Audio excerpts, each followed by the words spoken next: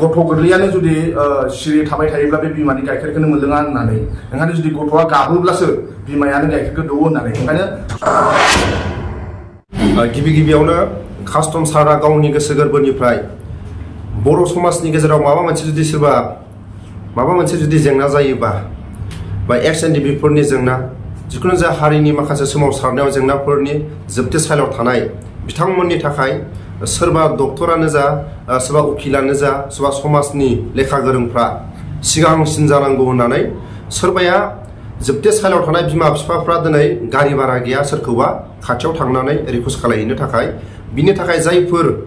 बर' माहारिनि गेजेराव जायफोर लेखा गोरोंफोर बिथांमोना हारिनि जाय खामानि मावनानै जोबथेसालियाव दं बिथांमोननि थाखाय सिगां जानांगौ होननानै खावलायो। सारा दहाय एसे सिगाङाव अखिल गगैखौ लोगो हमनो थांदोंमोन। बे अखिल गगैनि लोगो हमनो थांनायाव माबाफोर सावरायनाय जादों नामा सार? दिनै एसे सिगां जोङो मोनसे हान्जाया शिबसागर समस्तिनि MLA मानाव गेदेर अखिल गगै रायजो दलनि आफादगिरि अखिल गगै बिथांखौ आंनि लोगो त्रिपुरानिफ्राय फैनाय जापु देबबर्मा आरो XNDP-निनो मोनसे जोङो हान्जाया मानाव गेदेर अखिल गगैया गोबाव साननि सिगांनिफ्रायनो बिथाङा NDP फोरनि जि केस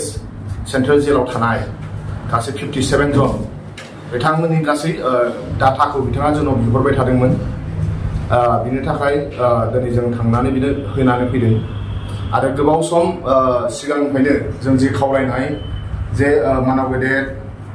MLA अखिल गगैखौ जे बिटिआर कर्टनि गेजेरजों NDP-फोरा गनांगौ आरो NDP-फोरनि मोनफ्रोमबो केसा मा होनो सलुसन जाजोबनांगौ होननाय आरो बर' इस्युखौ लानानै जों खावलायबाय थादोंमोन जे आरो डिम्बेश्वर जाय मोसाहारि उदालगुरियाव फेक एनकाउन्टार जाबाय दा बेखौ जों हाजारखि होसोखावबाबो बायहेरायाव नाथाय बे खुनु गभर्नमेन्ट रेकर्ड थाया। सासे MLA जुदि एसेम्बलियाव कुइसन पुट खालामो मानो फेक एनकाउन्टार जादों मानो बिटिआर कर्टनि गेजेरजों NDP-नि केसफोरा जोबाखै बा जेलाव थानायफ्रा दाबो मानो उदां जायाखै बेखौ सोंनो थाखाय बिथां बे मानाव गेदेर अखिल गगै MLA बिथांखौ जोङो खावलायबाय थादोंमोन आरो थिग बेबादिनो बिथाङा एसेम्बलियाव कुइसन पुट खालामनाय जादों। बिनि थाखाय बिथांखौ जोङो जोंनिफ्राय बर' हारिनिफ्राय बर' रायजो राजा जानानै मानाव गेदेर अखिल गगैखौ जों साबायखर बावो आरो थिग बेबादिनो बिथाङा साननैसो सिगां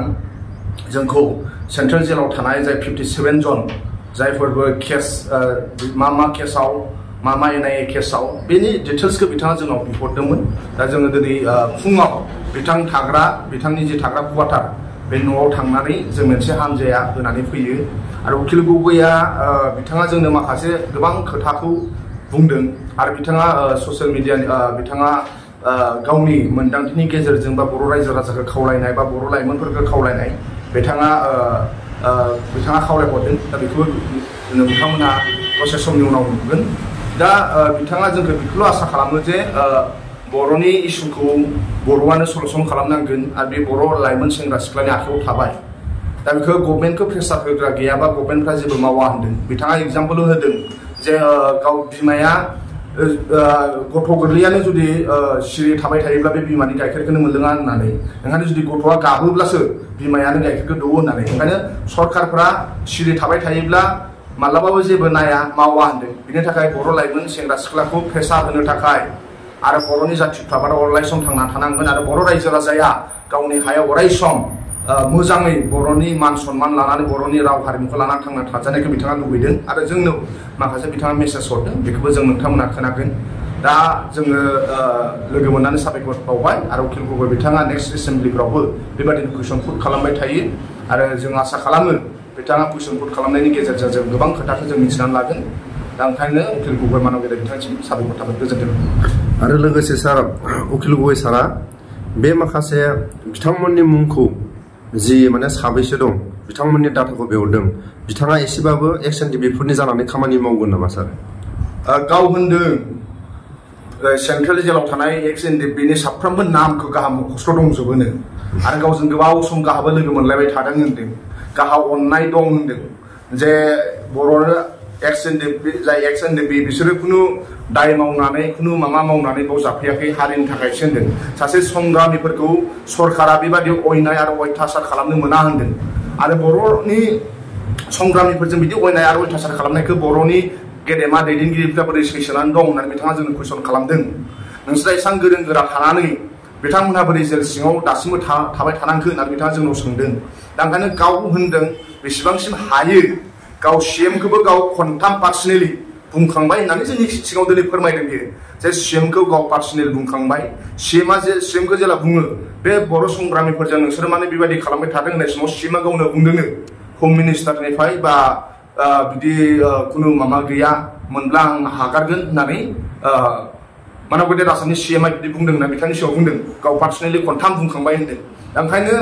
बिथाङा बुंदों जे अरायसम बर'नि संग्रामी आरो बर'नि रिभलिउसनारि बेखौ बिथाङा अरायसम सन्मान होयो आरो गोबां एनडिएफबि जोंनि जाय रिभलिउसनारि बिर जोहोलावफोरखौ गुवाहाटीनि सेन्ट्रेल जेलाव गाव लोगो मोनदों आरो बिथांमोननि साफ्रोमनिबो नामाबो गावनाव मुंख'स्र' दं होनदों आरो बिथांमोनखौ गाव सिनायजोबो होनदों दा गाव गजानायखौ लुबैयो होनदों आरो गाव बुंबावगोन होनदों एसेम्ब्लियाव कुइसनफोराव खालामगोन होनदों आरो गोजौ लेभेलनि बेसेबां गिदिर मानसिफोर दङ बिथांमोननोबो गाव फोरमायनानै होगोन होनदों नेशनेल लेभेलाव जे बर' हारिजों बिदि अयनाय अयथासार जादों एकर्डनि उनावबो गवाखै अकल बर'नि इस्युखौ रायलायाखै डिमासाफोरनि इस्युखौबो बिथाङा जोंनि सिगाङाव माखासे फोरमायदों बोरै जानानै दं बोरै जानानै गैया होननानै दा ओंखायनो जोंबो लुबैयो आरो गावनि हारिनि गोबां एमएलए मन्थ्रि थासेयावबो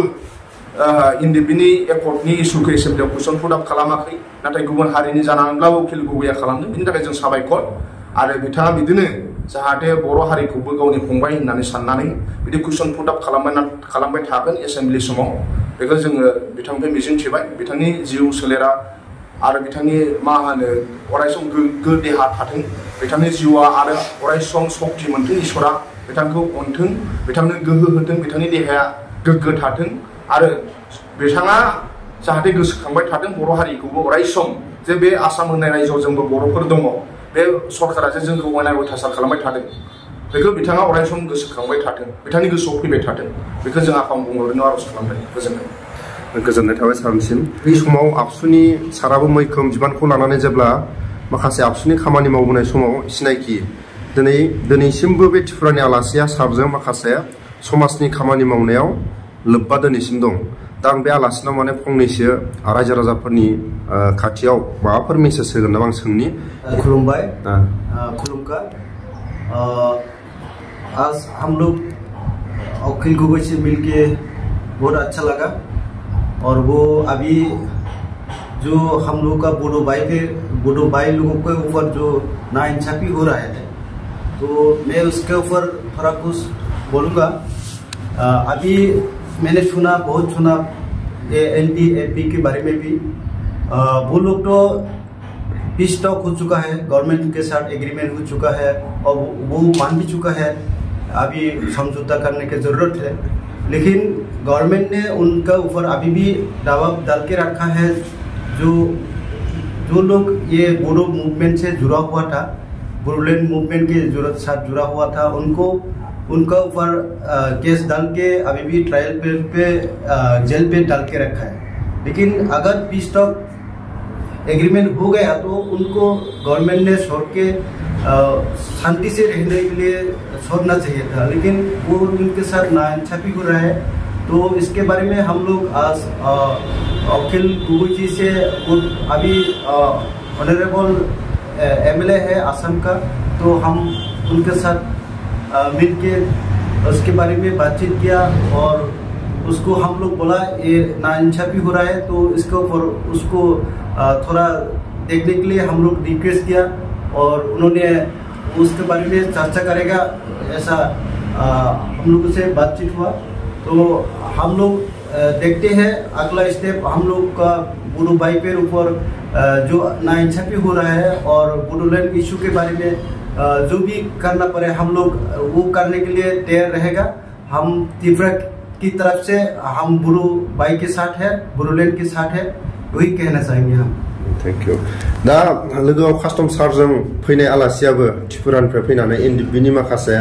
जोबथेसालियाव थानाय बिथांमोननि थाखाय दुखु मोननाय फोरमायदों आरो लोगोसे आं जोबथारनायाव कास्टम सारनाव फंसे बाथ्रा आं सोंबावनो लुबैदों रायजो राजाफ्रा बिथांमोननि थाखाय खामानि मावनो थाखाय सारखौ बेबायदि माखासे दायथ' हरदों नामा होननानै सोंहरदों आरो सार नङा एनडिपिनि इस्युआव खामानि मावनो थाखाय रावनिबो पारमिसन नाङा आरो रावनिबो दायथ' नाङा दा एनडिपिनि जेंनाया आंनि जेंना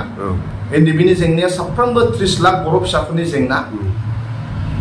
जाय हारिनि थाखाय खामानि मावनानै बावसोमनाय बिथांमोननि जेंनाया जोंनि जेंना ओंखायनो जाय लेखा गोरों सोरबा